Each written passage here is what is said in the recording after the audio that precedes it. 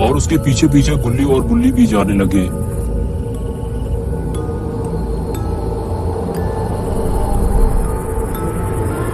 और देखते ही देखते गुल्ली बुल्ली भी छत पर पहुंच गए। तीनों ऊपर पहुंचने के बाद आसपास का नजारा देखते हैं।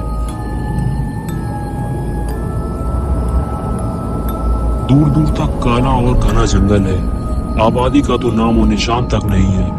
इस खौफनाक नजारे को देखने के बाद गुल्ली बुल्ली और शॉन छत की दूसरी तरफ जाने लगते हैं।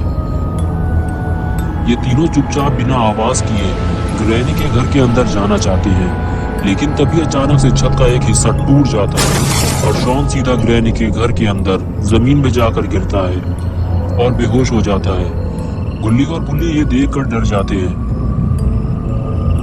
गुल्ली कहता है कि ग्रैनी के आने से पहले हमें शॉन को बचाना होगा।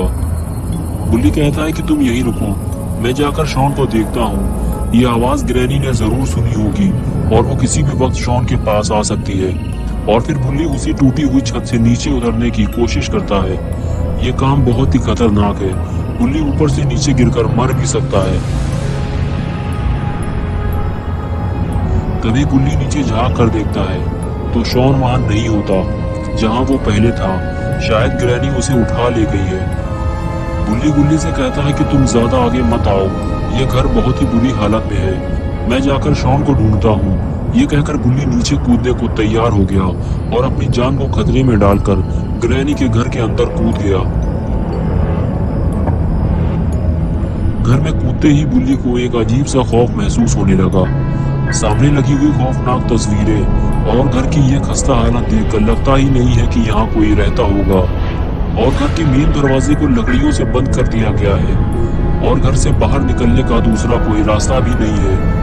लेकिन अभी सबसे जरूरी काम है शॉन को ढूंढना और बुल्ली अभी वही करने जा रहा है। लेकिन बुल्ली को थोड़ा सतर्क रहना होगा। यहाँ इतने सारे दरवाजे हैं कि पता ही नहीं ग्रैनी किस दरवाजे के अंदर होगी। बुल्ली सीढ़ियों के सामने बना हुआ पहला दरवाजा खोलता है और उसे पहले कमरे के अंदर ही शॉन लेटा हुआ मिल जाता है। लेकिन यहाँ शॉन के साथ कोई और भी है और वो है ग्रैनी। लेकिन कहीं इसने दरवाजा खुलने की आवाज तो नहीं सुन ली।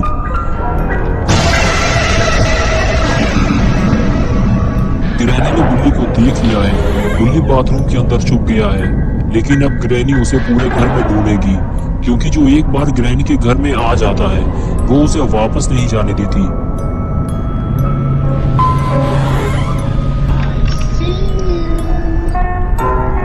जब तक बुल्ली ग्रैनी को मिल नहीं जाता वो उसे ढूंढती ही रहेगी।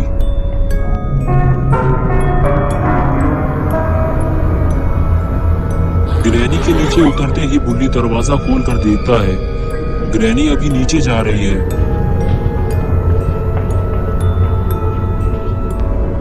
ग्रैनी जैसे ही दूसरे कमरे में जाती है बुल्ली फिर से उसी कमरे में चला जाता है जहां शॉन लेटा हुआ था।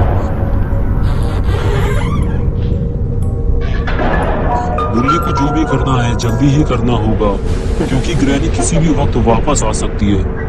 बुल्ली शॉन को उठाता है और चलने के लिए कहता है, लेकिन शॉन अभी भी बेहोश है। बुल्ली के बार बार उठाने पर भी शॉन जब नहीं उठता तो बुल्ली उसे वापस लिटा देता है और फिर बुल्ली उसे अपने साथ ले जाने का दूसरा तरीका अपनाता है। बुल्ली शॉन को अपनी पीठ पर उठा लेता है और उसे लेकर धीरे धीरे आगे बढ़ने लगता है।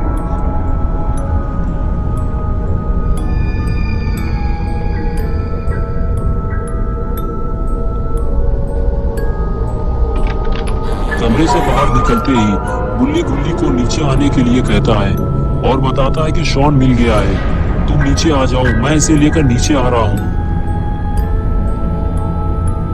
ये कहकर बुल्ली शॉन को लेकर सीढ़ियों से नीचे उतरने लगता है।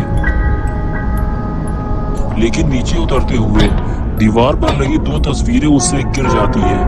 ये देखकर बुल्ली थोड़ा डर जाता है, क्योंकि तस्वीरें गिरने की आवाज से कहीं ग्रैनी ना आ जाए। इसलिए बुल्ली शॉन को लेकर छुप जाता है और इधर तस्वीर की आवाज सुनकर ग्रैनी फौरन वहां आ जाती है। अच्छा हुआ बुल्ली शॉन को लेकर दूसरे कमरे में छुप गया है, वरना ग्रैनी दोनों को जिंदा नहीं छोड़ती। ग्रैनी अभी भी बुल्ली की तलाश में इधर से उधर भटक रही है। अगर बुल्ली धोखे से भी ग्रैनी के हाथ लग गया तो ये उसका कचूमर बना देगी।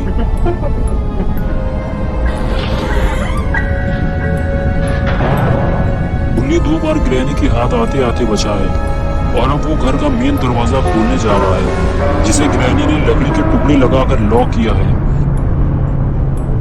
लेकिन ये क्या मुसीबत है, इस दरवाजे को लकड़ी के साथ साथ चाबी से भी लॉक किया गया है और ये चाबी तो ग्रैनी के गले में लटकी हुई है। और इधर अपना शॉन दारू पीकर ढेर पड़ा हुआ है, इसे अभी तक होश ही नहीं आया। और इधर बुल्ली ने दरवाजे की लकड़ियां निकालना शुरू कर दिया है, लेकिन उसे ये काम बहुत ही सावधानी से करना होगा। अरे ये क्या किया बुल्ली ने, कहीं ये आवाज ग्रैनी ने न सुन ली हो। जिसका डर था आखिर वही हुआ, बुल्ली का सामना ग्रैनी से हो गया।